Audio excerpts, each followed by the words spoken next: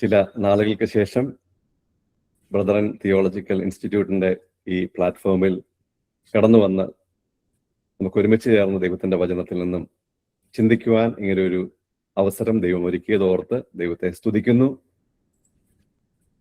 പ്രത്യേകാൽ ഈ പ്ലാറ്റ്ഫോമിൽ വരുമ്പോൾ രണ്ട് പ്രധാന സന്തോഷങ്ങളുണ്ട്. ഒന്ന്, എൻ്റെ പ്രിയ അധ്യാപകൻ doctor Johnson C Philip sir, അതുപോലെ എൻ്റെ പ്രിയ സഹപാഠിയായിരുന്ന ഡോക്ടർ തനീഷ് ചെറിയാൻ സാറ് ഇവരോടൊപ്പം ആയിരിക്കുവാൻ ഇടയാകുന്നത് വളരെ സന്തോഷകരമായ കാര്യമാണ്. ഞാൻ ബൈബിൾ കോളേജിൽ പഠിച്ചിരുന്ന കാലഘട്ടത്തിൽ പ്രിയപ്പെട്ടവരോട് ഉള്ള ഹൃദ്യമായ അനുഭവങ്ങളെ പലപ്പോഴും ഞാൻ ഓർക്കാറുണ്ട്. ആ നിലയിൽ ദൈവവചനം അഭ്യസിക്കുവാനായിട്ട് ദൈവം ആ കാലഘട്ടങ്ങളിൽ ദൈവം ഇടയാക്കി. ഇന്നും അതിൻ്റെ ഗുണങ്ങൾ അനുഭവിക്കുവാനായിട്ട് എൻ്റെ ജീവിതത്തിൽ പലപ്പോഴും സാധിക്കുന്നു എന്നുള്ളത് ഓർത്ത് ദൈവത്തെ സ്തുതിക്കുന്നു. നമ്മൾ ഈ ഒരു പഠന സീരീസിൽ 6 ക്ലാസ്സുകൾ കൊണ്ട് 12 ശിഷ്യന്മാരുടെ പഠനം പൂർത്തീകരിക്കുന്ന നിലയിലാണ് കാര്യങ്ങൾ ചിന്തിച്ചു പോകുന്നത്. അപ്പോൾ നമുക്ക് വളരെ വേഗത്തിൽ ആ നിലയിൽ ഓടിപ്പോകേണ്ടതായിട്ടിരിക്കുന്നു. നമുക്കറിയാം, യേശുക്രിസ്തുവിന്റെ 12 ശിഷ്യന്മാർ. നമ്മൾ ശിഷ്യന്മാരെ പറ്റി ഓർക്കുമ്പോൾ വളരെ ശക്തമായി ദൈവത്തിനു വേണ്ടി പ്രവർത്തിച്ച, രക്തസാക്ഷികളായി തീർന്ന, ലോകം മുഴുവൻ സുവിശേഷം എത്തിച്ച അപ്പോസ്തലന്മാരുടെ ശക്തിയേറിയ പ്രവർത്തനങ്ങളെ പറ്റിയാണ് പലപ്പോഴും നമ്മുടെ മനസ്സിൽ ആദ്യം ഓടിയെത്തുന്നത്. എന്നാൽ തുടക്കത്തിൽ അവർ അങ്ങനെ ആയിരുന്നില്ല എന്ന് സുവിശേഷങ്ങൾ പഠിക്കുന്ന നമുക്കെല്ലാവർക്കും അറിയാവുന്ന കാര്യമാണ്.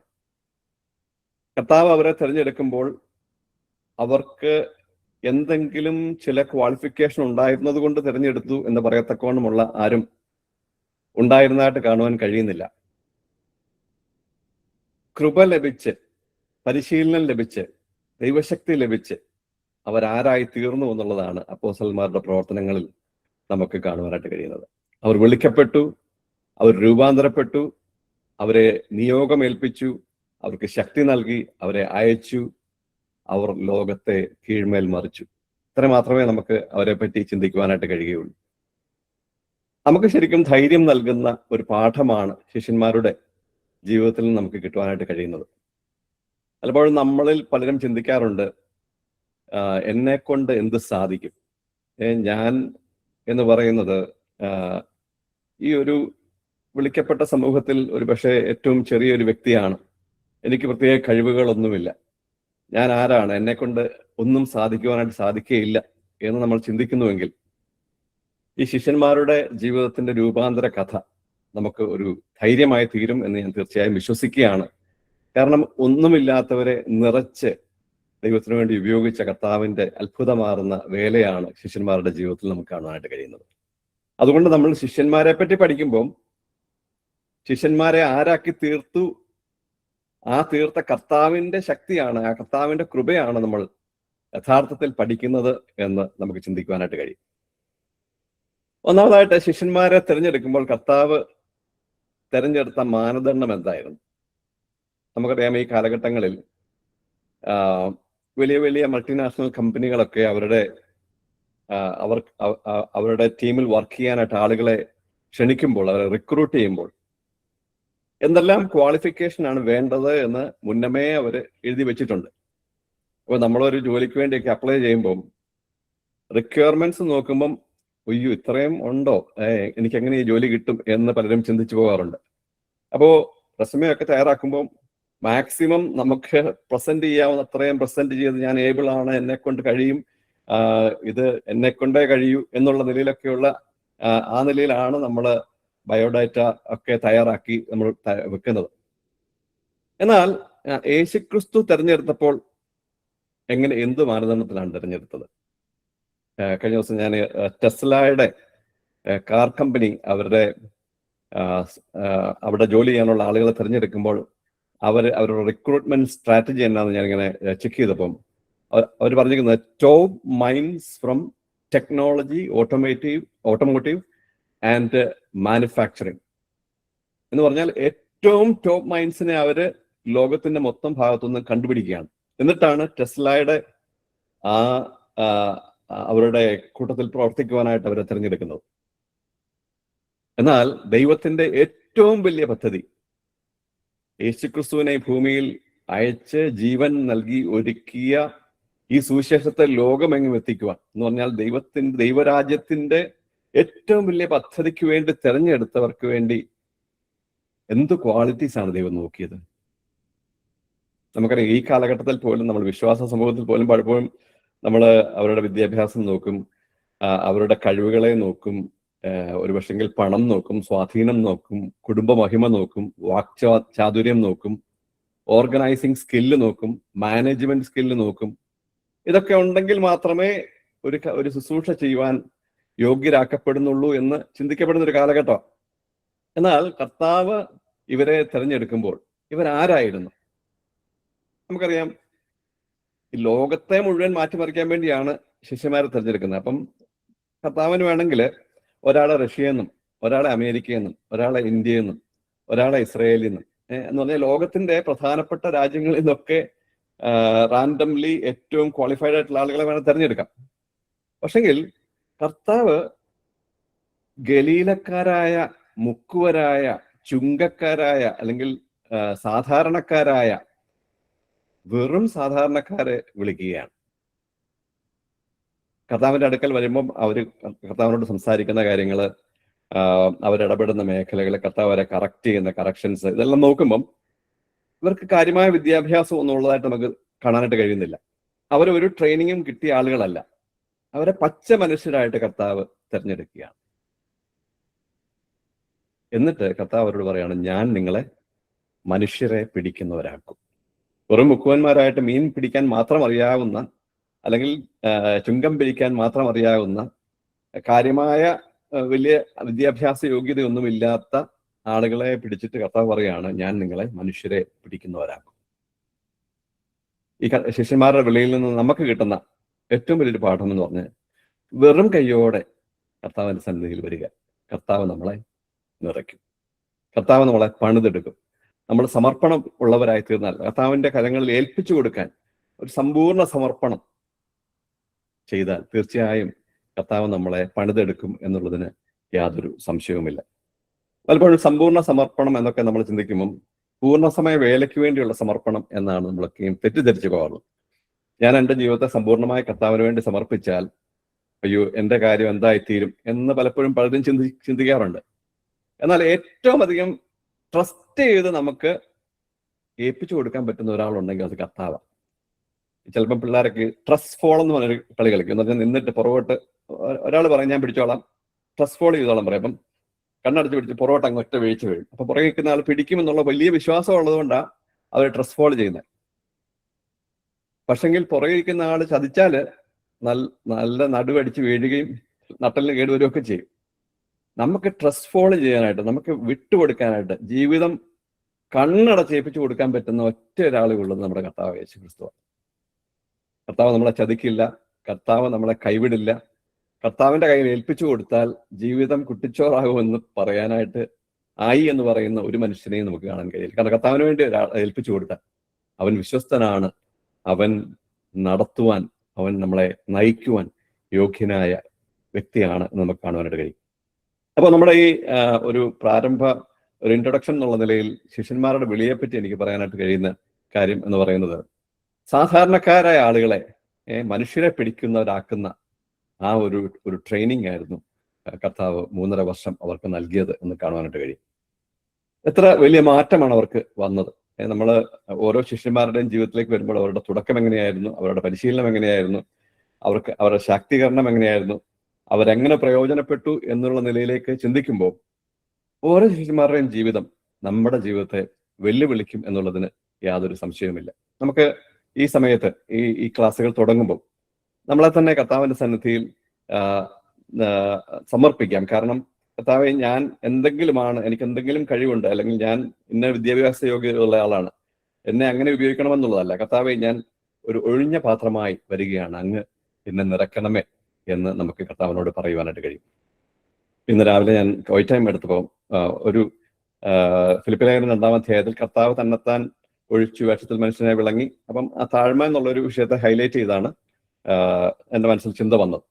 അപ്പൊ ഞാൻ ചിന്തിക്കുകയായിരുന്നു, നമ്മുടെ ജീവിതത്തിൽ എപ്പോഴും ഹ്യൂമിലിറ്റിയും എപ്പോഴും ദൈവത്തോടുള്ള സ്നേഹവും ദൈവം വലിയവനാണെന്നുള്ള ബോധ്യവും വർദ്ധിച്ചു നിൽക്കണമെങ്കിൽ ദൈവം നമ്മളോട് കാണിച്ച കൃപ മാത്രം ഓർത്താൽ മതി. കൃപ എന്നുള്ളൊരു വാക്ക് നമ്മൾ എപ്പോഴും ഓർത്താൽ മതി.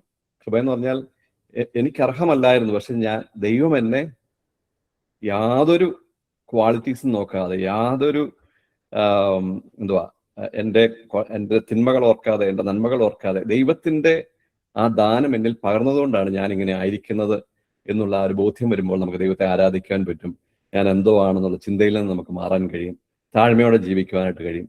കൃപയാൽ ആണ് ഞാൻ ദൈവമകനായി നമ്മൾ പാട്ട് പാടാറുണ്ട്.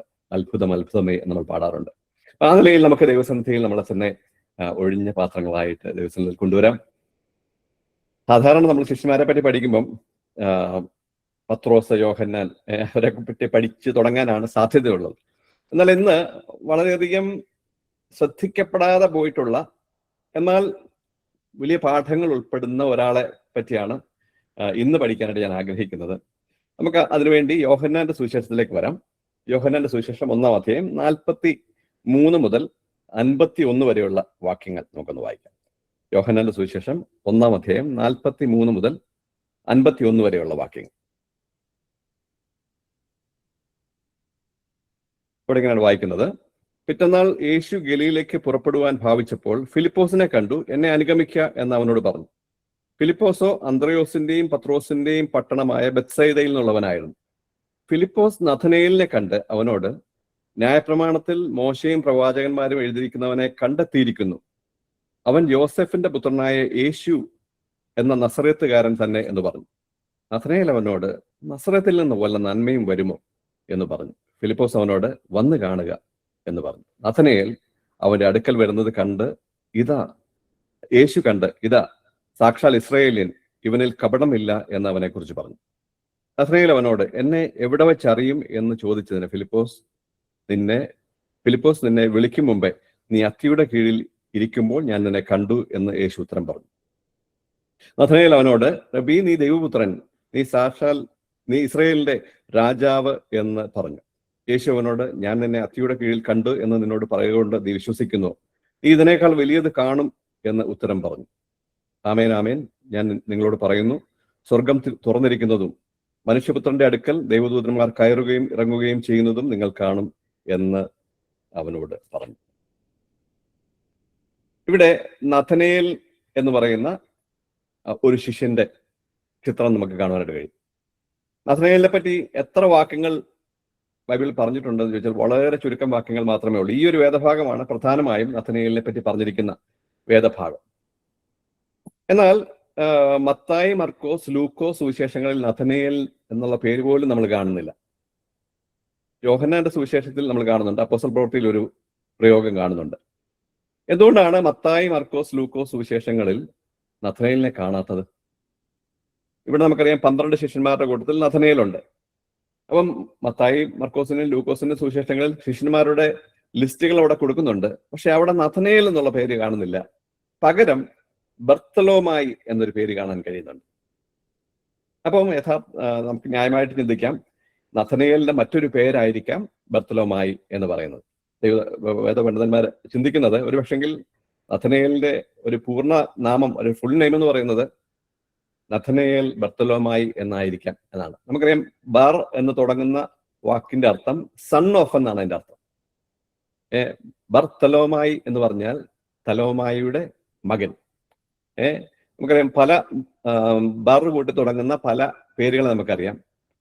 ഒരിക്കൽ കർത്താവ് പത്രോസിനെ വിളിച്ചിട്ടുണ്ട്, ബർ യോന ശിമോനെ എന്ന് പറഞ്ഞാൽ യോഹന്നാന്റെ മകനായ ശിമോൻ. ബർത്തിമായി നമുക്കറിയാം, കുരുടനായിരുന്നു ബർത്തിമായി. ബർത്തിമായി ബൈബിളിൽ തന്നെ പറഞ്ഞിട്ടുണ്ട്, തിമായിയുടെ മകൻ ബർത്തിമായി. ബർത്തിമായി എന്ന് പറഞ്ഞാൽ തിമായിയുടെ മകൻ. ബർബാസ് എന്തായിരിക്കും ബർബാസ് എന്നുള്ള പേരിന്റെ അർത്ഥം? Bar Abbas. അബ്ബാസ് എന്ന് പറഞ്ഞാൽ പിതാവ്, ബാർ എന്ന് പറഞ്ഞാൽ അപ്പന്റെ മകൻ എന്നാണ് ബർബാസ് എന്നുള്ള പേരിന്റെ അർത്ഥം, സൺ ഓഫ് ദ ഫാദർ. അപ്പൊ ഇവിടെ ബർത്തലോമായി എന്ന് പറഞ്ഞാൽ തൽമായിയുടെ മകനായ നഥനയേൽ. അപ്പോ ഈ വ്യക്തിയുടെ യഥാർത്ഥത്തിലുള്ള പേര് നഥനയേൽ എന്നായിരിക്കാം. എന്നാൽ അദ്ദേഹത്തിന്റെ ഫുൾ നെയിമിന്റെ സെക്കൻഡ് പാർട്ട് ആയിരിക്കാം മറ്റ് സുവിശേഷങ്ങളിൽ ഉപയോഗിച്ചു എന്നാണ് നമുക്ക് കാണുവാനായിട്ട് കഴിയുന്നത്. അദ്ദേഹത്തിന്റെ ഒരു ഫ്രണ്ട്ഷിപ്പ് നമുക്കിവിടെ കാണാൻ കഴിയുന്നുണ്ട്. ഇവിടെ നമ്മൾ 43-ാം അധ്യായത്തില് ഫിലിപ്പോസിനെ കണ്ട കർത്താവ് എന്നെ അനുഗമിക്കുക എന്ന് പറഞ്ഞു. ഫിലിപ്പോസ് ആണ് പറഞ്ഞത്, ഞാൻ മശിഹയെ കണ്ടെത്തിയിരിക്കുന്നു. മോശയുടെയും പ്രവാചകന്മാരുടെയും പുസ്തകത്തിൽ എഴുതിയിരിക്കുന്നവനെ ഞാൻ കണ്ടെത്തിയിരിക്കുന്നു. ഇവിടെ ഫിലിപ്പോസിനെ പറ്റി നമ്മൾ പിന്നീട് പഠിക്കുന്നുണ്ട്. എന്നാൽ ഫിലിപ്പോസ് ചെയ്തൊരു വലിയ കാര്യത്തിന്റെ ഭാഗമായിട്ടാണ് നഥനയേൽ കർത്താവിന്റെ ശിഷ്യനായിട്ട് മാറുന്നത്. ഫിലിപ്പോസിനെ യേശു വിളിച്ചു. ഫിലിപ്പോസ് യേശുവിന്റെ അടുക്കൽ ചെന്നു. യേശുവിന്റെ അടുക്കൽ ചെന്നപ്പോൾ അവൻ കണ്ടെത്തിയ വലിയ സത്യം, യഥാർത്ഥത്തിൽ ഞാൻ കണ്ടെത്തിയത് ആരെയാണ്? ആ സത്യമാണ് ഫിലിപ്പോസിന് നഥനയേലിനോട് ഈ കാര്യം പറയാനായിട്ട് കാരണമായി തീർന്നത്. അപ്പൊ ഞാൻ ചിന്തിക്കുകയായിരുന്നു, നമ്മളൊക്കെ ഈ യേശു കർത്താവിനെ കണ്ടെത്തിയ വലിയ സത്യം നമ്മുടെ ഉള്ളിൽ ഇരിക്കുകയാണ്. പക്ഷെ നമ്മുടെ ക്ലോസ് ഫ്രണ്ട്സിനെ കാണുമ്പോൾ, അല്ല നമ്മുടെ നെയ്ബേഴ്സിനെ കാണുമ്പോൾ, നമ്മുടെ സഹപാഠികളെ കാണുമ്പോൾ, നമ്മുടെ കോ വർക്കേഴ്സിനെ കാണുമ്പോൾ, ഞാൻ കണ്ടെത്തി ആ സത്യം, നിനക്കും കാണാം എന്ന് പറഞ്ഞ് യേശുക്രിസ്തുവിലേക്ക് അവരെ ഇൻട്രൊഡ്യൂസ് ചെയ്യുവാനായിട്ട് നമുക്ക് സാധിക്കുന്നുണ്ട്.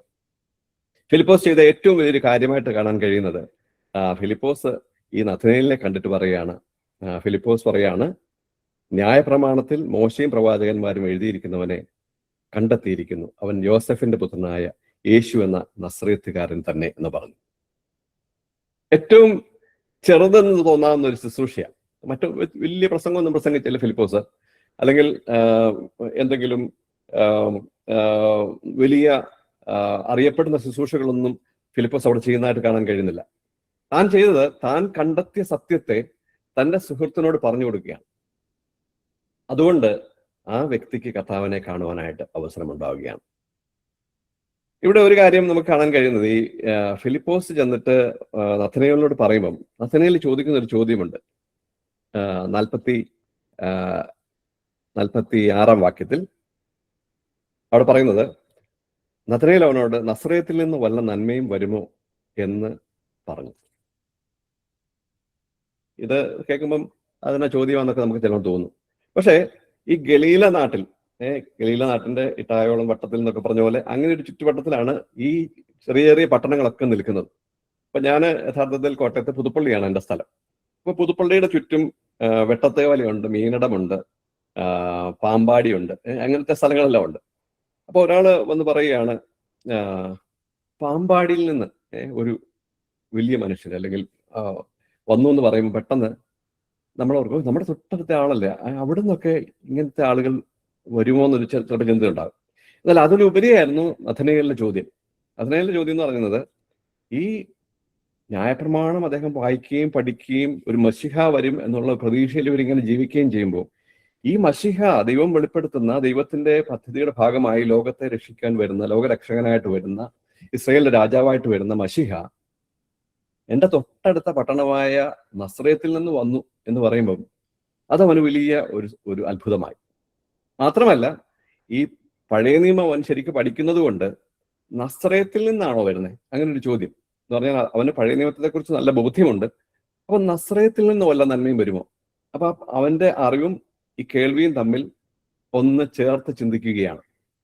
ഞാൻ നമ്മുടെ KR നാരായണൻ സാർ ഇന്ത്യയുടെ പ്രസിഡന്റ് ആയിരുന്ന കാലഘട്ടത്തിൽ ഞങ്ങളുടെ കോട്ടയത്ത് അടുത്ത ഉഴവൂർ എന്ന് പറഞ്ഞ സ്ഥലത്തു നിന്നാണ് അദ്ദേഹം ഈ വലിയ പൊസിഷനിലേക്ക് എത്തിയത്.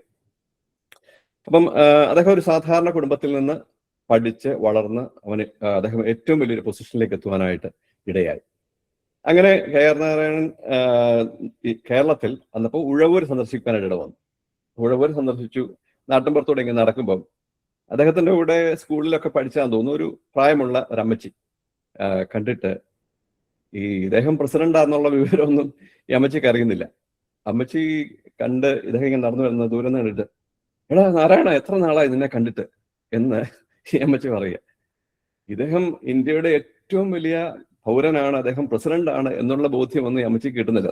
സ്വന്തം നാട്ടിൽ നിന്ന് വന്ന ആളല്ലേ. അപ്പം ആ നിലയിലാണ് ഈ കെ.ആർ. നാരായണന്റെ സഹപാഠിയായിരുന്ന അമ്മച്ചി ചിന്തിക്കുന്നത്. ഒരു പക്ഷെങ്കിൽ നഥനയേലിനും അങ്ങനെ ഒരു ചിന്ത വന്നു കാണും. എന്റെ സ്വന്തം ഞാൻ ഖാനാക്കാരനാണ്, ഫിലിപ്പോസ് ബത്സയിദക്കാരനാണ്, തൊട്ടടുത്ത പട്ടണമായ നസ്രയത്തിൽ നിന്ന് മശിയ വരുമോ? ആ ഒരു ചോദ്യം അദ്ദേഹത്തിന്റെ മനസ്സിലുണ്ട്. അപ്പം ഇദ്ദേഹത്തിന്റെ ഒരു പ്രത്യേകത എന്ന് പറയുന്നത് കാര്യങ്ങൾ അനലൈസ് ചെയ്തിട്ടാണ് ഇത് പഠിക്കുവാനായിട്ട് ശ്രമിക്കുന്നത്. കാര്യങ്ങളെ ജസ്റ്റ് കേട്ടു, ഫിലിപ്പോസ് പറഞ്ഞു, മശിഹയെ കണ്ടു, അന്ന കണ്ടേക്കാം എന്നുള്ള രീതി പോവല്ല, ഇത് ദൈവവചനവുമായിട്ട് ബന്ധിച്ച് പോകുന്നുണ്ടോ എന്നുള്ള ഒരു അനാലിസിസ് താൻ ചെയ്യുന്നതായിട്ട് കാണാൻ കഴിയുന്നുണ്ട്. നമ്മുടെ ജീവിതത്തിലും അതൊരു പാഠമാകണം. നമ്മൾ ചിലപ്പോൾ പല ആളുകളും പല പ്രസംഗങ്ങളും പല രീതികളിൽ ബൈബിൾ വ്യാഖ്യാനിച്ചെന്നിരിക്കാം. എന്നാൽ യഥാർത്ഥത്തിൽ ദൈവവചനമാണോ അത് പറയുന്നത്, ദൈവവചനത്തിൽ അങ്ങനെയാണോ പറയുന്നത് എന്ന് ചോദിക്കുന്നത് അതൊരു ദൈവത്തെ ചോദ്യം ചെയ്യുന്നത് പോലല്ല, എന്നാൽ ദൈവവചനമായിട്ട് ഒത്തുപോകുന്നുണ്ടോ എന്നുള്ള ഒരു ചോദ്യം നമ്മുടെ മനസ്സിൽ ഉണ്ടാകുന്നത് നല്ലതാണ്. അപ്പൊ ഇത് കഴിഞ്ഞിട്ട് നമ്മൾ തൊട്ടടുത്ത് കാണുന്നത് നഥനയേൽ ആ ചോദ്യം ചോദിച്ചപ്പോൾ 47-ാം വാക്യത്തിൽ അവിടെ ഫിലിപ്പോസ് പറയുകയാണ്, വന്ന് കാണുക എന്ന് പറഞ്ഞു. ഫിലിപ്പോസ് ഒത്തിരി എക്സ്പ്ലനേഷൻ ഒന്നും പോയില്ല. പക്ഷേ ഫിലിപ്പോസിന് അങ്ങനെ ഒരു കഴിവല്ലായിരിക്കും ഉള്ളത്, ഒരു കാര്യത്തെ പ്രസന്റ് ചെയ്ത് എക്സ്പ്ലെയിൻ ചെയ്ത് മുമ്പോട്ട് കൊണ്ടുവരിക എന്നുള്ള രീതിയിലാകണമെന്നില്ല. പക്ഷെങ്കിൽ ഫിലിപ്പോസ് പറയുകയാണ്, വാ എന്നോട് വാ, നമുക്ക് കാണാം, കണ്ടിട്ട് നിനക്ക് പറയാമല്ലോ. അങ്ങനെ ഫിലിപ്പോസ് ഈ നഥനയേലിനെ കൂട്ടിക്കൊണ്ട് യേശുവിന്റെ അടുക്കൽ വരുന്നതായിട്ട് കാണാൻ കഴിയുന്നുണ്ട്. അപ്പൊ ഈ നഥനയേൽ യേശുവിന്റെ അടുക്കൽ വരുന്നത് കണ്ടിട്ട് യേശു മറ്റൊന്നും ചോദിക്കാതെ ഒരു സ്റ്റേറ്റ്മെന്റ് പറയുന്നുണ്ട്, ഇതാ സാക്ഷാൽ ഇസ്രായേല്യൻ, ഇവനിൽ കപടമില്ല എന്ന് അവനെ കുറിച്ച് പറഞ്ഞു. നോക്കുക, നമ്മുടെ കർത്താവ് ഒരാളെ കാണുമ്പം അവന്റെ പുറമേ ഉള്ളതല്ല നോക്കുന്നത്, അവന്റെ അകമാണ് നോക്കുന്നത്. പലപ്പോഴും നമ്മള് ഒരു സമൂഹത്തിലായിരിക്കുമ്പം നമ്മുടെ അപ്പിയറൻസ്, നമ്മുടെ ആറ്റിറ്റ്യൂഡ്, നമ്മൾ സംസാരിക്കുന്ന രീതി, നമ്മൾ എങ്ങനെയാണ് കാര്യങ്ങളെ പ്രസന്റ് ചെയ്യുന്നത്, ഇതൊക്കെയായിരിക്കും ആളുകൾ ശ്രദ്ധിക്കുന്നത്. എന്നാൽ കർത്താവ് നേരെ ഹൃദയത്തിലേക്ക് നോക്കുന്ന വ്യക്തിയാണ്. നമുക്കറിയാം, ദാവീദിനെ രാജാവായിട്ട് അഭിഷേകം ചെയ്യുവാനായിട്ട് ശമൂവേലിനെ അയക്കുമ്പം ശമൂവേലും ചെയ്തത് അതൊക്കെ തന്നെയാണ്. ശമൂവേൽ നോക്കുമ്പം ഒരു രാജാവല്ലേ, ചില പൊക്കമൊക്കെ വേണം, ചില മസിലൊക്കെ വേണം, പിന്നെ ഒരു അഡ്മിനിസ്ട്രേഷൻ സ്കില്ലൊക്കെ വേണം. നോക്കിയപ്പം ആദ്യത്തെ മോൻ നല്ല മസിൽമാനാണ്, അദ്ദേഹം പട്ടാളത്തിൽ ഇത്രയും വർഷം വർക്ക് ചെയ്ത ആളാണ്, വാ മോനെ തന്നെ അഭിഷേകം ചെയ്യാം എന്ന് പറഞ്ഞപ്പോൾ ദൈവം പറഞ്ഞു, വേണ്ട, അവനെ അല്ല തെരഞ്ഞെടുത്തിരിക്കുന്നത് എന്ന് പറഞ്ഞു. അപ്പൊ നോക്കിയപ്പോൾ രണ്ടാമത്തെ മോൻ, പുള്ളിയും കൊള്ളാം, പുള്ളിയും ഈ പട്ടാളത്തിന്റെ ബാക്ക്ഗ്രൗണ്ട് ഒക്കെ ഉള്ള ആളാണ്, നമുക്ക് തിരഞ്ഞെടുത്തേക്കാം. ശമൂവേൽ ഒരു ദൈവത്തിന്റെ പ്രവാചകനായിട്ട് പോലും ഈ കാര്യത്തെ പുറമേ നിന്നുള്ള അപ്പിയറൻസിലാണ് തിരഞ്ഞെടുക്കുന്നത്. നമുക്കറിയാം, പല സമയത്തും നമ്മുടെ ക്രിസ്തീയ മേഖലകളിലും ദൈവത്തിന്റെ ശുശ്രൂഷയ്ക്ക് വേണ്ടി നമ്മൾ തിരഞ്ഞെടുക്കുമ്പോഴും ബാഹ്യമായിട്ടുള്ള അപ്പിയറൻസ്, ബാഹ്യമായിട്ടുള്ള കഴിവുകൾ, ബാഹ്യമായിട്ടുള്ള എക്സ്പീരിയൻസ്, അഡ്മിനിസ്ട്രേറ്റീവ് സ്കില്ല്, അല്ലെങ്കിൽ മറ്റുള്ളവരോട് സംസാരിക്കാനുള്ള കഴിവ്, കമ്മ്യൂണിക്കേഷൻ സ്കില്ല്, ഇതെല്ലാം നമ്മളും നോക്കാറുണ്ട്. എന്നാൽ കർത്താവ് നോക്കുന്നത് അവന്റെ ഹൃദയം. ആ ഹൃദയത്തെക്കുറിച്ച് കർത്താവ് പറഞ്ഞൊരു വാക്കുണ്ട്, ഇവൻ സാക്ഷാൽ ഇസ്രായേലിയനാണ്, ഇവനിൽ കപടമില്ല എന്ന് അവനെ കുറിച്ച് പറഞ്ഞു. അപ്പോ നഥനയേലിനെ കർത്താവ് വിളിക്കുന്നു എന്ന് പറയുമ്പോൾ, നഥനയേലിനെ പറ്റി ഒരു കമന്റ് പറയുമ്പോഴാണ് നഥനയേലിന് ആ കാര്യം ബോധ്യമാകുന്നത്. അപ്പൊ നഥനയേൽ അവിടെ തിരിച്ചൊരു ചോദ്യം ചോദിക്കുന്നുണ്ട്. നഥനയേൽ അവനോട്, എന്നെ എവിടെ വെച്ചറിയും എന്ന് ചോദിച്ചു. അപ്പൊ കർത്താവ് പറയാണ്, ഫിലിപ്പോസ് നിന്നെ വിളിക്കും മുമ്പേ നീ അത്തിയുടെ കീഴിലിരിക്കുമ്പോൾ ഞാൻ നിന്നെ കണ്ടു. നഥനയേൽ അത്ഭുതമായി. കാരണം ഫിലിപ്പോസ് പറയുമ്പോഴാണ് ആദ്യമായിട്ട് നസറയത്തിൽ നിന്ന് ജോസഫിന്റെ മകൻ എന്ന് വിളിക്കപ്പെടുന്ന യേശു മശിഹായാണ് എന്നുള്ള ഒരു അന്വേഷണത്തിലേക്ക് അദ്ദേഹം പോകുന്നത്. ആ അന്വേഷണം അവനെ കർത്താവിന്റെ അടുക്കൽ എത്തിക്കുകയാണ്.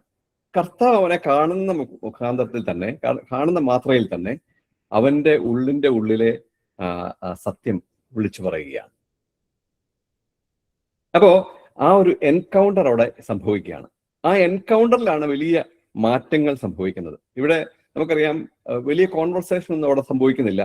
കർത്താവിനെ കാണുന്നു, കർത്താവ് ഇവനെ കാണുന്നു, ഇവനെ കാണുമ്പോൾ കർത്താവ് അവന്റെ അന്തരംഗം കാണുന്നു, ആ കാര്യത്തെക്കുറിച്ച് അവനോട് പറയുന്നു. ഉടനെ നഥനയേൽ പറയുന്ന ഒരു കാര്യമുണ്ട്, റബി, നീ ദൈവപുത്രൻ, നീ ഇസ്രായേലിന്റെ രാജാവ് തന്നെ എന്ന് ഉത്തരം പറഞ്ഞു. അപ്പൊ ഈ വലിയ ചോദ്യം ചോദിക്കുന്ന, അല്ലെങ്കിൽ പഴയ നിയമവുമായിട്ട് തട്ടിച്ചു നോക്കാൻ കഴിവുള്ള, ജ്ഞാനമുള്ള ഈ നഥനയേല് യേശുക്രിസ്തുവിന്റെ മുമ്പിൽ, ആ പ്രഭാവത്തിന് മുമ്പിൽ വരുമ്പോൾ ഒന്നുമില്ലാത്തവനായി തീരുകയാണ്. ഉടനെ തന്നെ അവൻ കണ്ടെത്തുകയാണ്, നീ ദൈവപുത്രനാണ്, ഇസ്രായേലിന്റെ രാജാവാണ്. ഏറ്റവും വലിയൊരു വെളിപ്പെടുത്തൽ അവന് കിട്ടുകയാണ്. അപ്പൊ ആ എൻകൗണ്ടറിന്റെ ഒരു പ്രത്യേകത നമ്മൾ ചിന്തിച്ചു നോക്കുക. ആ എൻകൗണ്ടറിൽ കർത്താവുമായിട്ട് ആര് ഏറ്റുമുട്ടുന്നോ, കർത്താവുമായിട്ട് ആര് കണ്ടുമുട്ടുന്നോ, അവരുടെ ജീവിതത്തിൽ വലിയ മാറ്റങ്ങൾ സംഭവിക്കുകയാണ്. അപ്പൊ ഒരുവൻ ക്രിസ്തുവിലായാൽ അവൻ പുതിയ സൃഷ്ടിയാകുന്നു എന്നുള്ള വാക്യം നമുക്കറിയാം. പക്ഷെ നമ്മുടെ തന്നെ ജീവിതത്തിലേക്ക് നോക്കിക്കഴിയുമ്പോൾ കർത്താവുമായിട്ട് ഞാൻ കണ്ടുമുട്ടിയ നാൾ മുതൽ എന്ത് മാറ്റം വന്നുവെങ്കിൽ. ഞാൻ ഇത് പറയുമ്പോൾ തിരുവട്ടാർ കൃഷ്ണൻകുട്ടിച്ചാൻ പലപ്പോഴും പറഞ്ഞിട്ടുള്ള ഒരു സാക്ഷ്യത്തിന്റെ വാചകം എന്റെ മനസ്സിൽ ഓർമ്മ വരുന്നുണ്ട്. അദ്ദേഹം ഒരു കമ്മ്യൂണിസ്റ്റ് അനുഭവമായിട്ട് പ്രസംഗിച്ച് നടന്ന കാലഘട്ടത്തിൽ അദ്ദേഹത്തിന് ഈ യേശുക്രിസ്തുവിന്റെ സുവിശേഷം വളരെ നിന്ദ്യമായിട്ട് അനുഭവിച്ച ഒരു കാലഘട്ടം ഉണ്ടായിരുന്നു. അദ്ദേഹം അന്ന് പറഞ്ഞത്, ഈ ബ്രിട്ടീഷുകാർ കപ്പൽ കയറ്റി കച്ചവടച്ചരക്കായിട്ട് ഇന്ത്യയിലേക്ക് കൊണ്ടുവന്ന യേശുവിനെ തിരിച്ച് കപ്പൽ കയറ്റി അയക്കണം എന്ന് അദ്ദേഹം ചിന്തിക്കുകയും അതിനെതിരെ പ്രസംഗിക്കാൻ ശ്രമിക്കുകയൊക്കെ ചെയ്തു. പക്ഷെങ്കിൽ സുവിശേഷം കേട്ട ആ സമയത്ത് അദ്ദേഹം പറയുകയാണ്, ഞാൻ ആളറിയാതെ തച്ചന്റെ മകനോട് ഏറ്റുമുട്ടി, പക്ഷേ അമ്പെ പരാജയപ്പെട്ടു പോയി. അതിനു മുമ്പ് അദ്ദേഹം കമ്മ്യൂണിസത്തിന് വേണ്ടി തന്റെ വിരലിൽ പേന കുത്തിയിറക്കി പേപ്പറിൽ എങ്ങനെ എഴുതിയിരുന്നു, ജീവിച്ചാൽ മാർക്സിന് വേണ്ടി, പ്രവർത്തിച്ചാൽ മാർക്സിസത്തിന് വേണ്ടി, മരിച്ചാൽ മാർക്സിന് വേണ്ടി എന്ന് എഴുതി വെച്ച് കമ്മ്യൂണിസ്റ്റിന് വേണ്ടി പ്രവർത്തിക്കാൻ തീരുമാനിച്ച വ്യക്തി അന്ന് യേശുക്രിസ്തുവിനെ കണ്ടെത്തി യേശുക്രിസ്തുവുമായിട്ട് ഏറ്റുമുട്ടി ആ എൻകൗണ്ടർ നടന്നപ്പോൾ അദ്ദേഹത്തിന്റെ ജീവിതം പാടെ രൂപാന്തരപ്പെടുകയാണ്. അദ്ദേഹം എഴുതി വെച്ചു, അദ്ദേഹം വീണ്ടും പേന എടുത്തു, വിരലിൽ കുത്തിയിറക്കി ആ ചോര കൊണ്ട് അദ്ദേഹം ഇങ്ങനെ എഴുതിയെന്നാണ് അദ്ദേഹത്തിന്റെ സാക്ഷ്യത്തിൽ പറഞ്ഞിരിക്കുന്നത്, ജീവിച്ചാൽ ക്രിസ്തുവിന് വേണ്ടി, പ്രവർത്തിച്ചാൽ ക്രിസ്തുവിന് വേണ്ടി, മരിച്ചാൽ ക്രിസ്തുവിന് വേണ്ടി. നോക്കുക, ആ കർത്താവുമായിട്ട് ആര് ഏറ്റുമുട്ടുന്നുവോ, കർത്താവുമായിട്ട് എൻകൗണ്ടർ സംഭവിക്കുന്നുവോ, അവിടെ രൂപാന്തരം സംഭവിക്കുകയാണ്. ഇവിടെ നഥനയില് ചോദ്യമൊക്കെ ആയിട്ടാണ് വരുന്നത്. നഥനയിലെ മനസ്സിൽ വലിയ ചോദ്യങ്ങളുണ്ട്, ഉത്തരം കണ്ടെത്തേണ്ട ആവശ്യമുണ്ട്. പക്ഷെങ്കിൽ യേശുക്രിസ്തുവിനെ കണ്ടു, യേശുക്രിസ്തുവിന്റെ വ്യക്തിപ്രഭാവം കണ്ടു, യേശുക്രിസ്തു ആരാണ് എന്ന് മനസ്സിലാക്കി അദ്ദേഹത്തിന്റെ ജീവിതത്തിൽ വലിയ രൂപാന്തരം ഉണ്ടാവുകയാണ്. നമുക്കറിയാം, ഇവിടെ യേശുക്രിസ്തുവിന്റെ ദൈവത്വം നഥനയേൽ കാണുകയാണ്. തന്റെ സ്വന്തം നാടായ കാനായുടെ അടുത്ത പട്ടണമായ നസറേത്തിൽ നിന്ന് നന്മ വരുമോ എന്ന് ചിന്തിച്ച ഈ നഥനയേൽ ഇപ്പൊ പറയാണ്, നീ ദൈവപുത്രൻ, നീ കേവലം മനുഷ്യൻ മാത്രമല്ല, നീ പൂർണ്ണ ദൈവവുമാണ് എന്ന് നഥനയേൽ കണ്ടെത്തുകയാണ്.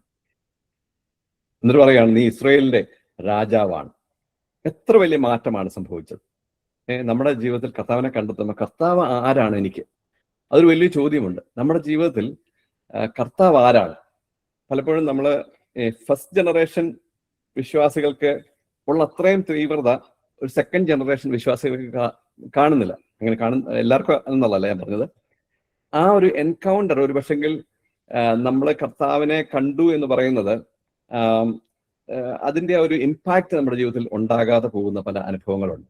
എന്നാൽ യഥാർത്ഥത്തിൽ ഫസ്റ്റ് ജനറേഷൻ, സെക്കൻഡ് ജനറേഷൻ അങ്ങനെയൊന്നുമില്ല. എല്ലാവരും ഫസ്റ്റ് ജനറേഷനാണ്. കർത്താവിനെ കണ്ടെത്തുക എന്ന് പറയുന്നത് നമുക്ക്, ഞാൻ കർത്താവിന്റെ കൊച്ചുമകനാണ് എന്ന് പറയാൻ ആർക്കും കഴിയില്ല. കർത്താവിന് മക്കൾ മാത്രമേ ഉള്ളൂ, കൊച്ചുമക്കളില്ല എന്ന് നമ്മൾ പൊതുവെ പറയാറുണ്ട്. എന്ന് പറഞ്ഞാൽ നമ്മളെല്ലാവരും ഫസ്റ്റ് ജനറേഷനായിട്ട് കർത്താവിനെ കണ്ടുമുട്ടുന്നവരാ. പക്ഷെ കണ്ടുമുട്ടുന്നത് യഥാർത്ഥത്തിലാണോ? യഥാർത്ഥത്തിൽ കർത്താവിന്റെ പ്രഭാവം കണ്ടോ? കർത്താവ് ദൈവമാണ്, ഈ ഭൂമിയിൽ വന്ന് മരിച്ചു, എനിക്ക് വേണ്ടിയാണ് എന്നുള്ള ആ ബോധ്യത്തിൽ കർത്താവിനെ ഹൃദയത്തിലേക്ക് ഏറ്റെടുക്കുമ്പോൾ ദൈവിക ജീവൻ നമ്മളിലേക്ക് വരികയും നമ്മുടെ ജീവിതം രൂപാന്തരപ്പെടുകയും ചെയ്യാണ്. അങ്ങനെയാണ് ആ രൂപാന്തരം നമ്മുടെ മനസ്സിലുണ്ടാകുന്നത്. ഇത് കേവലം ഒരു തീരുമാനത്തിന്റെ മാറ്റമല്ല, ഇത് നമ്മളിലേക്ക് ഒരു പുതിയ ജീവൻ, ദൈവിക ജീവൻ കടന്നു വരികയാണ്. യോഹന്നാന്റെ സുവിശേഷം 3-ാം അധ്യായത്തിൽ അവിടെ പറയുന്നത് പുതുതായി ജനിക്കുക എന്നുള്ള വാക്കാണ് അവിടെ പറഞ്ഞിരിക്കുന്നത്. എന്ന് പറഞ്ഞാൽ ദൈവത്തിന്റെ ജീവൻ നമ്മളിലേക്ക് വരികയാണ്. ലോകത്തിലെ മനുഷ്യരിൽ നിന്ന് നമ്മളെ പാടെ മാറ്റുന്നത് ഈ ദൈവിക ജീവൻ നമ്മളിൽ ഉണ്ടെന്നുള്ളതാണ്. നമുക്കറിയാം, പല മതങ്ങള്, പല ഇസങ്ങള്, പല പ്രസ്ഥാനങ്ങളൊക്കെ മോട്ടിവേഷൻസ് നൽകാറുണ്ട്. ഈ മോട്ടിവേഷൻസ് കൊണ്ട് നമ്മുടെ മനസ്സിന് ഒരു പുതിയ ചിന്തയുണ്ടാകാം, പുതിയ രീതിയിൽ പ്രവർത്തിക്കണം എന്നുള്ള ആഗ്രഹം ഉണ്ടാകാം. ഇതല്ല, അങ്ങനത്തെ മാറ്റങ്ങൾ ലോകത്തിൽ ഉണ്ടാക്കാനായിട്ട് കഴിയും. എന്നാൽ യേശുക്രിസ്തുവിന് മാത്രമേ ഉള്ളൂ ജീവിതത്തെ പാടെ മാറ്റുവാനായിട്ട് കഴിയുകയുള്ളൂ. എന്ന് പറഞ്ഞാൽ നമ്മുടെ ഉള്ളിലേക്ക് ദൈവിക ജീവൻ വരുമ്പോൾ ആ ദൈവത്തിന്റെ ആ ജീവൻ നമ്മളിൽ പ്രവർത്തിക്കുകയും കർത്താവിനെ പോലെ ആയിത്തീരണം എന്നുള്ള ആഗ്രഹം നമുക്കുണ്ടാവുകയും ചെയ്യും. ദൈവരാജ്യത്തിന്റെ കെട്ടുമണിക്ക് വേണ്ടി അധ്വാനിക്കണം എന്നുള്ള ആ ഒരു പ്രൈമറി തോട്ട് നമ്മളിൽ ഉണ്ടാവുകയാണ്. ഈ ലോകത്തിലാണ് നമ്മൾ ജീവിക്കുന്നതെങ്കിലും ഞാൻ സ്വർഗത്തിന്റെ സിറ്റിസൺ ആണ്, മാത്രമല്ല ഞാൻ ദൈവരാജ്യത്തിന്റെ പൗരജനമാണ് എന്നുള്ള ബോധ്യം നമ്മളിൽ ഉണ്ടാവുകയും ആ ഒരു വലിയ രൂപാന്തരം അവിടെ സംഭവിക്കുകയും ചെയ്യുന്നു എന്നുള്ളതാണ് ഇവിടെ നമുക്ക് ചിന്തിക്കുവാനായിട്ട് കഴിയുന്നത്. ഇവിടെ കർത്താവ് പറയുന്ന ഒരു കാര്യമാണ്, നീ അത്തിയുടെ കീഴിലിരിക്കും എന്ന സമയത്ത് ഞാൻ നിന്നെ കണ്ടു.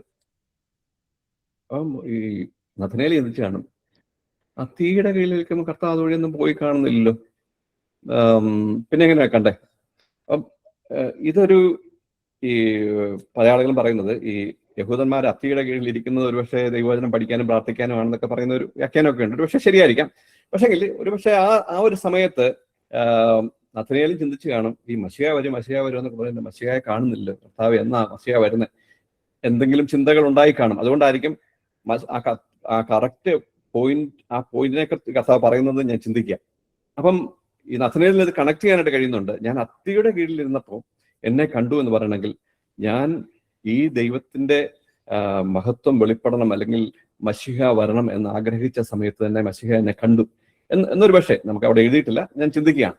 അപ്പോ ആ ഒരു കാഴ്ച നഥനേലിന്റെ ജീവിതത്തെ വലിയ മാറ്റത്തിലേക്ക് കൊണ്ടുവരികയാണ്. സാഹചര്യമാണ് എന്ന് തോന്നുന്നെങ്കിലും ദൈവത്തിന്റെ നടത്തിപ്പാണ് എന്ന് ചിന്തിക്കുന്ന അനേക ഘട്ടങ്ങൾ നമ്മുടെ ജീവിതത്തിൽ ഉണ്ടാകാൻ സാധ്യതയുണ്ട്.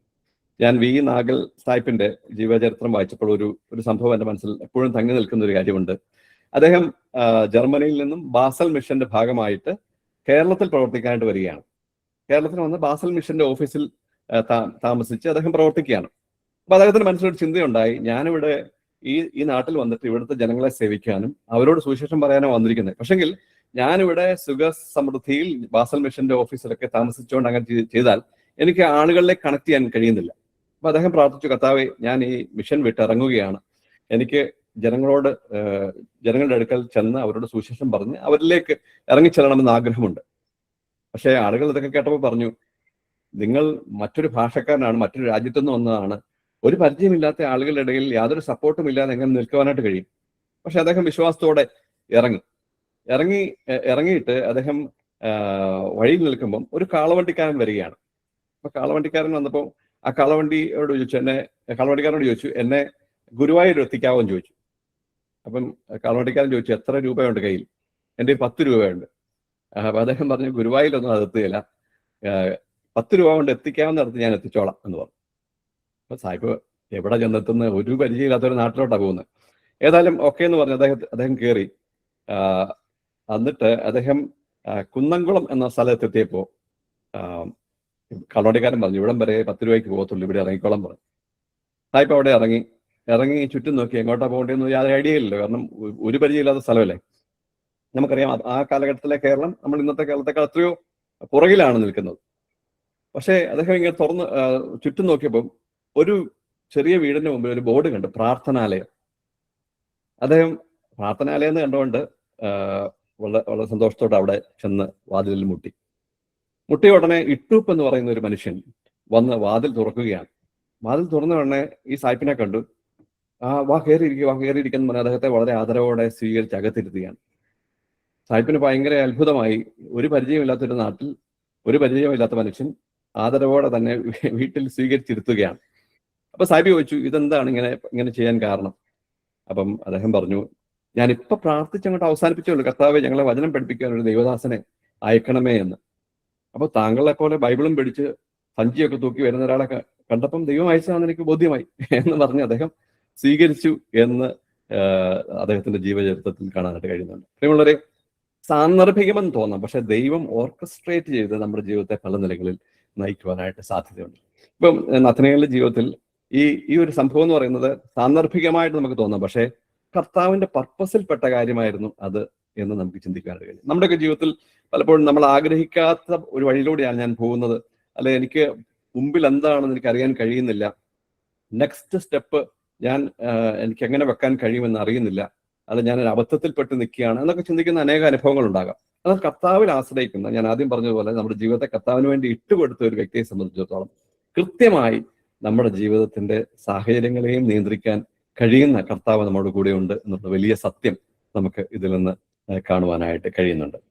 അങ്ങനെ അദ്ദേഹം കണ്ടെത്തുകയാണ്, ദൈവപുത്രനെ ഞാൻ കണ്ടെത്തി, ഇസ്രായേലിന്റെ രാജാവാണ് അവൻ എന്നുള്ള വലിയ മാറ്റം, ആ ഒരു വലിയ ഒരു ചേഞ്ച് അവന്റെ ജീവിതത്തിൽ ഉണ്ടാകുന്നതായിട്ട് നമുക്ക് കാണുവാനായിട്ട് കഴിയുന്നുണ്ട്. അതിനുശേഷം നമ്മൾ താഴോട്ട് വരുമ്പോൾ അവിടെ കാണുന്നത്, യേശു അവനോട്, ഞാൻ നിന്നെ അത്തിയുടെ കീഴിൽ കണ്ടു എന്ന് നിന്നോട് പറയുകൊണ്ട് നീ വിശ്വസിക്കുന്നു, ഇതിനേക്കാൾ വലിയത് കാണും എന്ന് ഉത്തരം പറഞ്ഞു. ആമേൻ ആമേൻ, ഞാൻ നിങ്ങളോട് പറയുന്നു, സ്വർഗം തുറന്നിരിക്കുന്നതും മനുഷ്യപുത്രന്റെ അടുക്കൽ ദൈവദൂതന്മാർ കയറുകയും ഇറങ്ങുകയും ചെയ്യുന്നതും നിങ്ങൾ കാണും എന്ന് അവനോട് പറഞ്ഞു. ഇവിടെ ആ ഒരു ഒരു വെളിപ്പാട്, അല്ലെങ്കിൽ ആ ഒരു യേശുക്രിസ്തു ദൈവമാണ് എന്നുള്ള ബോധ്യം അവനുണ്ടാകുകയാണ്. ആ നിലയിലൊരു ഏറ്റുപറച്ചിൽ അവിടെ സംഭവിക്കുകയാണ്. അങ്ങനെ കർത്താവിന്റെ വകയായിട്ട് നഥനയേൽ തീരുകയാണ്. അപ്പൊ നഥനയേൽ അങ്ങനെ തീരുമ്പോൾ കർത്താവ് പറയുന്നത്, നീ ഇപ്പൊ കണ്ടു, പക്ഷെ ഇനിയും നീ കാണാൻ പോവുകയാണ്. നീ ഇപ്പം യേശുക്രിസ്തു ദൈവമാണെന്നുള്ള സത്യം നീ തിരിച്ചറിഞ്ഞു, എന്നാൽ ഇനി നിന്റെ ജീവിതത്തിൽ നീ കാണാൻ പോകുന്നതിനേക്കാൾ വലിയ കാര്യമാണ്. നമുക്കറിയാം, നമ്മളൊക്കെ കർത്താവിന്റെ വകയായി തീർന്നു.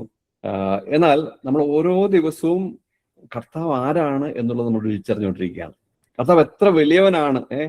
നമ്മൾ ഇന്നലെ കണ്ടതിനേക്കാൾ കൂടുതൽ കർത്താവിന്റെ മഹത്വം കാണുകയാണ്. നമ്മൾ ഓരോ ദിവസവും വചനം വായിക്കും തോറും, നമ്മൾ എന്നും വായിക്കുന്ന വചനമാണ്, പക്ഷെ ഓരോ ദിവസവും വചനം വായിക്കും തോറും ഈ കർത്താവ് ആരാണ് എന്ന് നമുക്ക് രുചിച്ചറിയുവാനായിട്ട് കഴിയുകയാണ്. ഇന്നലെ 34 സങ്കീർത്തനം ഞാൻ വായിച്ചപ്പോൾ അതിൻ്റെ അകത്ത് ദാവീദ് എഴുതിയിട്ടുണ്ട്, യഹോവ നല്ലവൻ എന്ന് രുചിച്ചറിവിൻ, അവനെ ശരണം പ്രാപിക്കുന്ന പുരുഷൻ ഭാഗ്യവാൻ. ഞാൻ യഹോവയെ എല്ലാ കാലത്തും വാഴ്ത്തും, അവന്റെ സ്തുതി എപ്പോഴും എൻ്റെ നാവിന്മേലിരിക്കും എന്ന് പറഞ്ഞാൽ, ദാവീദ് ദൈവത്തിന്റെ മഹത്വത്തെക്കുറിച്ച് ഓർക്കുമ്പോൾ ദാവീദിന് എല്ലാ കാലത്തും, അങ്ങനെ ചിലപ്പോൾ കഷ്ടതയുടെ കാലമായിരിക്കാം, അല്ലെ പട്ടിണിയുടെ കാലമായിരിക്കാം, പ്രതികൂലങ്ങളുടെ കാലമായിരിക്കാം, സങ്കടത്തിന്റെ കാലമായിരിക്കാം, ഏത് കാലത്തും ദൈവത്തെ വാഴ്ത്തുവാനായിട്ട് കഴിയും. ഈ ദൈവത്തിന്റെ മഹത്വത്തെ നമുക്ക് കാണാനായിട്ട് കഴിഞ്ഞാൽ. അപ്പോൾ കർത്താവ് പറയാണ്, നീ വലിയത് കാണാനായിട്ട് പോവുകയാണ്. നിന്റെ ജീവിതത്തിൽ നീ ഈ എന്നെ അനുഗമിക്കുമ്പോൾ നീ എന്താണ് കാണാൻ പോകുന്നത്? നമുക്കറിയാം, പിന്നീട് കർത്താവിന്റെ കൂടെ അവര് 3.5 വർഷക്കാലം സഞ്ചരിച്ചപ്പോൾ എന്തെല്ലാം കാര്യങ്ങളാണ് അവർ കണ്ടത്. ദൈവത്തിന്റെ മഹത്വം കൊണ്ടു, അനേക അത്ഭുതങ്ങളിലൂടെ യേശുക്രിസ്തുവിന്റെ ദൈവത്വം വെളിപ്പെട്ടു. മാത്രമല്ല, യേശുക്രിസ്തുവിന്റെ കാരുണ്യം, യേശുക്രിസ്തുവിന്റെ സ്നേഹം, ഇതെല്ലാം അവർക്ക് അനുഭവിച്ചറിയുവാനായിട്ട് കഴിഞ്ഞു. മാത്രമല്ല, സ്വർഗം തുറന്നിരിക്കുന്നതും മനുഷ്യപുത്രന്റെ അടുക്കൽ ദൈവദൂതന്മാർ കയറുകയും ഇറങ്ങുകയും ചെയ്യുന്നതും നീ കാണും എന്ന് പറഞ്ഞു. എന്ന് പറഞ്ഞാൽ, നമുക്ക് ഒരു ഭാവി പ്രത്യാശയും കൂടെ നമുക്ക് നൽകിയിട്ടുണ്ട്. ബാക്കിയുള്ള എല്ലാ പ്രതീക്ഷകളും എല്ലാ മോട്ടിവേഷൻസും ഈ മരണം കൊണ്ട് തീരുന്ന. പക്ഷെ യേശുക്രിസ്തുവിനെ സ്വീകരിക്കുന്ന ഒരു വ്യക്തിക്ക് മാത്രമേ ഉള്ളൂ മരണം കൊണ്ട് തീരുന്നില്ല. മരണം ഒരു തുടക്കം മാത്രമാണ്. നമുക്കറിയാം, ഒരു വലിയ സമുദ്രത്തിൽ നിന്നും ഒരു സ്പൂൺ വെള്ളം കോരുന്നത് പോലെ മാത്രമേ ഉള്ളൂ ഈ ഭൂമിയിലെ ജീവിതം എന്ന് അനാലജി പറയാറുണ്ട്. എന്ന് പറഞ്ഞാൽ, നമ്മൾ ഈ ഭൂമിയിൽ അധ്വാനിക്കുകയും നമ്മൾ പ്രവർത്തിക്കുകയും ചെയ്യുന്നത് ഈ കുഞ്ഞ് സ്പൂണിലെ വെള്ളത്തിന് വേണ്ടിയാണ്. പക്ഷെങ്കിൽ വരാൻ പോകുന്ന സമുദ്രം പോലെയുള്ള ജീവിതം, അവിടത്തേക്കുള്ള ഒരു പ്രതീക്ഷയും പ്രത്യാശയുമാണ് ക്രിസ്തീയ ജീവിതത്തിന്റെ ഏറ്റവും വലിയ ധൈര്യം എന്ന് പറയുന്നത്. ആ നിലയിൽ കർത്താവിനെ സ്നേഹിക്കുവാൻ, ആ നിലയിൽ കർത്താവിന്റെ കൂടെ നടക്കുവാൻ, കർത്താവിൽ നിന്ന് അത്ഭുതങ്ങൾ കാണുവാൻ, മാത്രമല്ല ആ നിത്യതയിലും കർത്താവിന്റെ ആ ഒരു വലിയ അനുഭവം അനുഭവിക്കുവാനായിട്ട് നമുക്കിടയായി തീർന്നു. പലപ്പോഴും ആളുകൾ കർത്താവിനെ വലിയ ആളായിട്ട് കാണാറുണ്ട്. നമുക്കറിയാം, ലോകത്തുള്ള അനേക പൊളിറ്റീഷ്യന്മാര്, രാഷ്ട്ര നേതാക്കന്മാര് യേശുക്രിസ്തു വലിയ ആളാണെന്ന് പറയാറുണ്ട്. നമ്മുടെ രാഷ്ട്രപിതാവായ ഗാന്ധിജി, അദ്ദേഹം യേശുക്രിസ്തുവിനെ വളരെയധികം ആദരിക്കുകയും യേശുക്രിസ്തു നല്ല ഗുരുവാണ് എന്ന് ചിന്തിക്കുകയും ചെയ്ത ആളാണ്. അദ്ദേഹത്തിന്റെ ജീവിതത്തിന്റെ പ്രവർത്തന ശൈലികൾ പലതും യേശുക്രിസ്തുവിന്റെ ടീച്ചിങ്, സർമൺ ഓൺ ദ മൗണ്ടിൽ നിന്ന് അദ്ദേഹം കടമെടുത്തതാണ് എന്ന് അദ്ദേഹം തന്നെ പറഞ്ഞിട്ടുള്ളതായി നമുക്ക് അറിയാൻ കഴിയും. മാത്രമല്ല, അദ്ദേഹത്തിന്റെ ജീവചരിത്രം വായിക്കുമ്പോൾ അദ്ദേഹം ഒരു ബ്രദറൻ ചർച്ചിൽ തന്നെ കുറെ നാളുകൾ സത്യം അന്വേഷിച്ച് കടന്നുപോയ വ്യക്തിയാണ്. അപ്പോ അങ്ങനെ നോക്കുമ്പോൾ യേശുക്രിസ്തുവിനെ വളരെയധികം ആദരിക്കുകയും അദ്ദേഹം യേശുക്രിസ്തുവിന്റെ ഉപദേശങ്ങൾ സ്വീകരിക്കുകയും ഒക്കെ ചെയ്ത ആളാണെങ്കിലും യേശുക്രിസ്തു ദൈവമാണെന്നുള്ളൊരു കണ്ടെത്തൽ അദ്ദേഹത്തിനുള്ളതായിട്ട് നമുക്ക് കാണാൻ കഴിയുന്നില്ല. നല്ല ഗുരുവാണ്, യേശുക്രിസ്തു നല്ല ആളാണ്, എൻ്റെ വീട്ടിൽ അനേക ആളുകളുടെ പടം ഇരിക്കുന്ന കൂട്ടത്തിൽ യേശുവും കൂടി ഇരിക്കട്ടെ എന്ന് പറയുന്ന അനേക ആളുകളുണ്ട്. യേശുക്രിസ്തുവിന്റെ ഉപദേശമാണ് ഏറ്റവും നല്ലത് എന്ന് പ്രസംഗിക്കുന്ന ആളുകളുണ്ട്. പക്ഷെങ്കിൽ യേശുക്രിസ്തു എനിക്ക് ആരാണ്? യേശുക്രിസ്തു എനിക്കൊരു നല്ല ഗുരുവാണ്? യേശുക്രിസ്തു എനിക്ക് നല്ല ടീച്ചിങ്ങൾ പറയുന്ന ഒരാളായിട്ടാണ് ഞാൻ കാണുന്നത്. യേശുക്രിസ്തുവിനെ അനുഗമിക്കാൻ ആ ഒരു പാറ്റേൺ എനിക്ക് പിൻചെല്ലാൻ കൊള്ളാം എന്ന് മാത്രമാണ് അത് ചിന്തിക്കുന്നത്. അതാണെങ്കിൽ നമ്മുടെ ജീവിതം രൂപാന്തരപ്പെടുകയും, എന്നാൽ യേശുക്രിസ്തു ദൈവമാണ് എന്നുള്ള കണ്ടെത്തലാണ് നമ്മുടെ ജീവിതത്തെ രൂപാന്തരത്തിലേക്ക് കൊണ്ടുവരുന്നത്. പ്രിയമുള്ളവരെ, നമ്മുടെ ജീവിതത്തിൽ യേശുക്രിസ്തു ആരാണെന്ന് ചോദിച്ചാൽ അവൻ എൻ്റെ സർവവുമാണ്, അവൻ എൻ്റെ ദൈവമാണ്, അവൻ എൻ്റെ കർത്താവാണ്, അവനാണ് എന്നെ നയിക്കുന്നത് എന്ന് പറയത്തക്കവണ്ണം ആ നിലയിലുള്ള ഒരു എൻകൗണ്ടർ സംഭവിക്കുമ്പോഴാണ് നമ്മുടെയൊക്കെ ജീവിതത്തിൽ രൂപാന്തരം ഉണ്ടായി മാറുന്നത്. നീ ദൈവപുത്രൻ, നീ ഇസ്രായേലിന്റെ രാജാവ് എന്ന് പറയുന്ന നഥനയേലിന്റെ വലിയ മാറ്റം നമുക്കിവിടെ കാണുവാനായിട്ട് കഴിയും. ഇനി നഥനയേലിനെ നമ്മൾ ഈ വാക്യം കഴിഞ്ഞാൽ അവിടെ കാണാൻ കഴിയും എന്ന് ചോദിച്ചാൽ, യോഹന്നാന്റെ സുവിശേഷം 21 അധ്യായത്തില് പത്രോസും യോഹന്നാനും എല്ലാം മീൻ പിടിക്കാൻ വേണ്ടി തിരിച്ചു പോകുന്ന കൂട്ടത്തിൽ അവിടെയും നമുക്ക് നഥനയേലിനെ കാണാനായിട്ട് കഴിയുന്നുണ്ട്.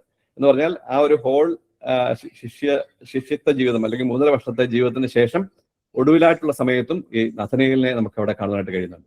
പിന്നീട് അപ്പോസ്തല പ്രവൃത്തി 1 അധ്യായത്തിന്റെ 13 വാക്യത്തിൽ അവിടെ പരിശുദ്ധാത്മാവിന്റെ വരവിന് വേണ്ടി കാത്തിരുന്ന സ്ഥലത്തും നഥനയേലിനെ നമുക്ക് കാണുവാനായിട്ട് കഴിയുന്നുണ്ട്.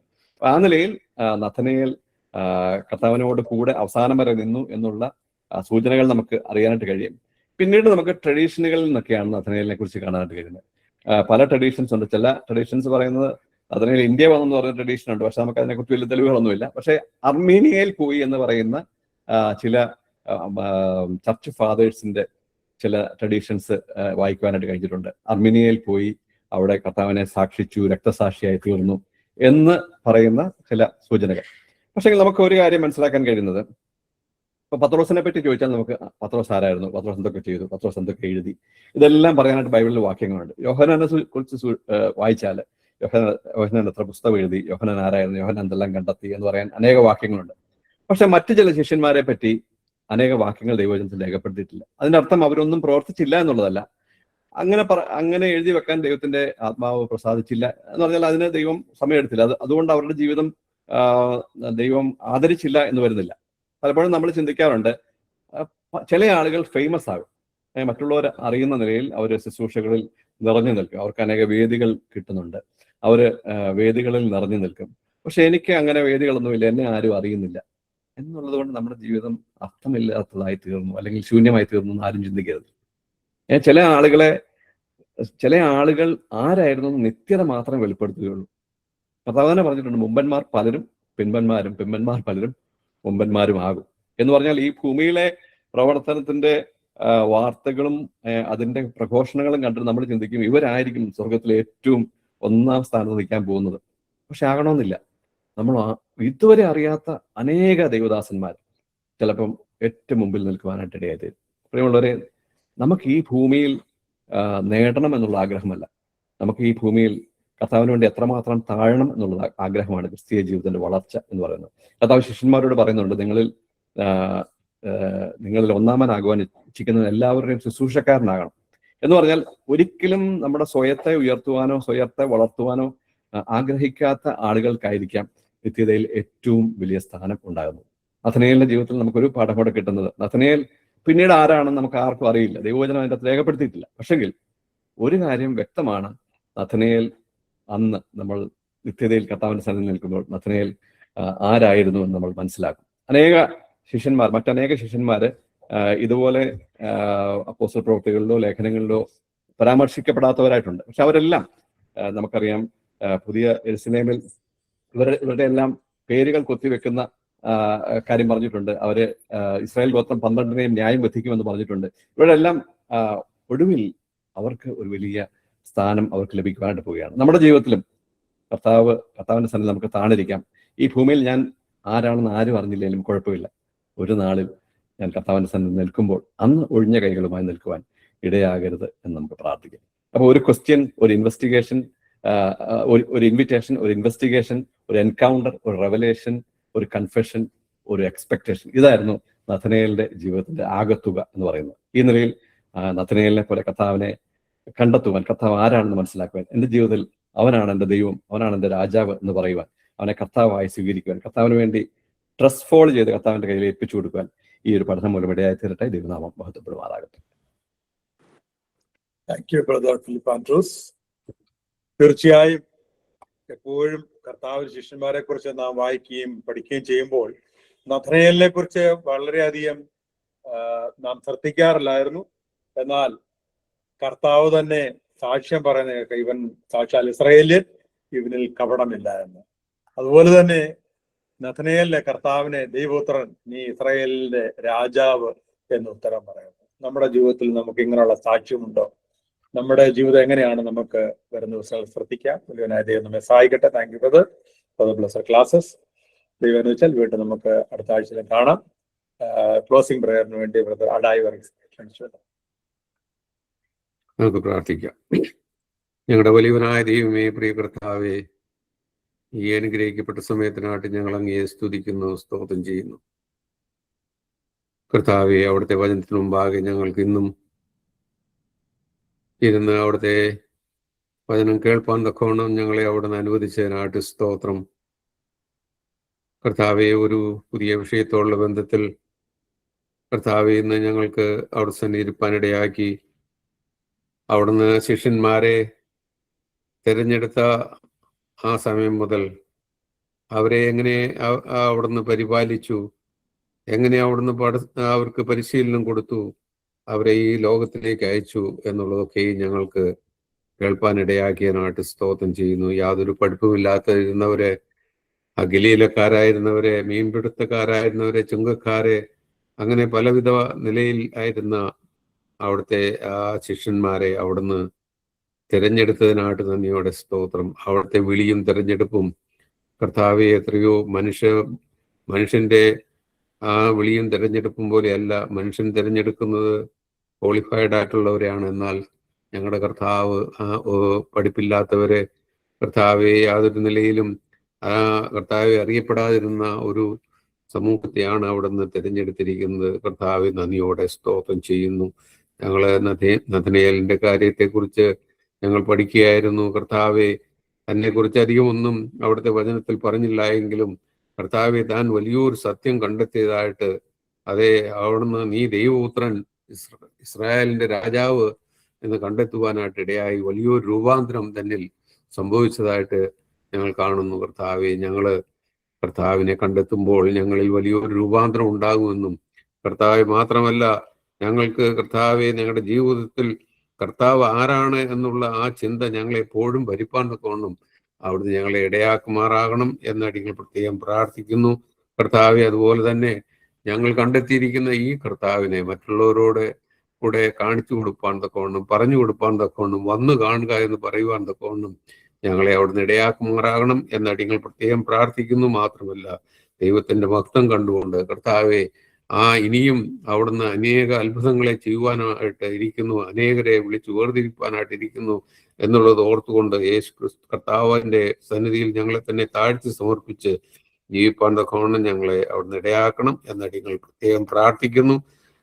കർത്താവെ, ഇന്ന് ഞങ്ങൾക്ക് ഈ വചനം പറഞ്ഞു തരുവാനായിട്ട് പ്രിയ സഹോദരൻ ഫിലിപ്പ് കെ ആൻഡ്രൂസിനെ അവിടുന്ന് സഹായിച്ചതിനായിട്ട് സ്തോത്രം. അനവധി ചിന്തകൾ ഞങ്ങൾക്ക് ലഭിച്ചതിനായിട്ട് ഞങ്ങൾ അങ്ങേ സ്തുതിക്കുന്നു. അതിൻ്റെ എല്ലാ കാര്യങ്ങളും ഞങ്ങൾ വീണ്ടും അത് അയവിറക്കിക്കൊണ്ട് കർത്താവ് ഞങ്ങളത് ചിന്തിച്ചുകൊണ്ട് കർത്താവ് ജീവിപ്പാൻ കൊണ്ട് ഞങ്ങളെയും സഹായിക്കണം എന്നടികൾ പ്രത്യേകം പ്രാർത്ഥിക്കുന്നു. കർത്താവ് അനുഗ്രഹിക്കണം. എൻ്റെ മകൻ ചെയ്യുന്ന എല്ലാ പ്രവർത്തനങ്ങളെയും അവിടുന്ന് ധാരാളമായിട്ട് അനുഗ്രഹിക്കണം എന്നടികൾ പ്രത്യേകം പ്രാർത്ഥിക്കുന്നു. തുടർന്നും അവിടുത്തെ ഹിതമെങ്കിൽ ക്ലാസ്സുകൾ തുടരുവാനായിട്ടുള്ള കൃപ നൽകി സഹായിക്കുമാറാകണമേ എന്ന് പ്രാർത്ഥിക്കുന്നു. കുടുംബമായിട്ട് അനുഗ്രഹിക്കണമേ. ആയിരിക്കുന്ന സ്ഥാനത്ത് കർത്താവിന് വേണ്ടി ജീവിപ്പാൻ ഇടയാക്കണമേ.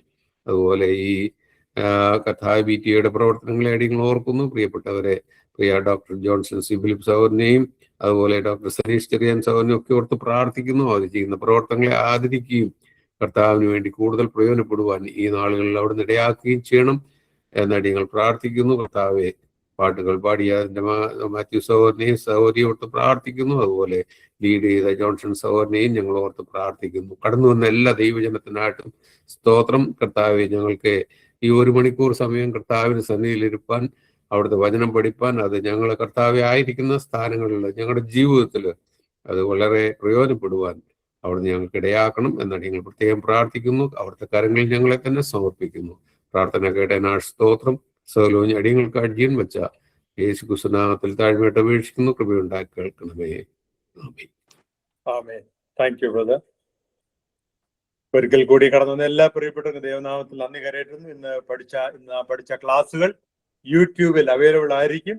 നമുക്ക് തുടർമാനായി കേൾക്കുന്നതിനും മറ്റുള്ളവർക്ക് അത് ഷെയർ ചെയ്യുന്നതിനും സാധിക്കുന്നതാണ്. മറ്റ് ആരെങ്കിലും ഈ ഗ്രൂപ്പിൽ ചേരാതെ ഉണ്ടെങ്കിൽ ഏതെങ്കിലും സഹോദരങ്ങളെ കോണ്ടാക്ട് ചെയ്യും. ഡോക്ടർ ജോൺസൺ സി ഫിലിപ്പിനെ, ഡോക്ടർ സനീഷ് ചെറിയാനെയും കോണ്ടാക്ട് ചെയ്താൽ ഈ ഗ്രൂപ്പിൽ ചേർന്ന് ഇതിനുള്ള എല്ലാ ഇൻഫർമേഷൻ ലഭിക്കുന്നതായിരിക്കും. കർത്താവ് അനുവദിച്ചാൽ അടുത്ത ആഴ്ചയിൽ വീണ്ടും ഈ പ്ലാറ്റ്ഫോമിൽ കണ്ടുമുട്ടാമെന്നുള്ള പ്രാർത്ഥനയോടും പ്രത്യാശയോടും നമുക്ക് ഇന്നത്തെ ക്ലാസ്സിൽ ഇവിടെ അവസാനിക്കുന്നു. ദൈവനാമം മഹത്വപ്പെടുമാറാട്ടെ. അന്യോന്യം പ്രാർത്ഥനയിൽ ഓർക്കാം. ഇന്ത്യയിൽ നിന്നുള്ളവർക്ക് good night and U S നിന്നുള്ളവർക്ക് ഗുഡ് ഡേ.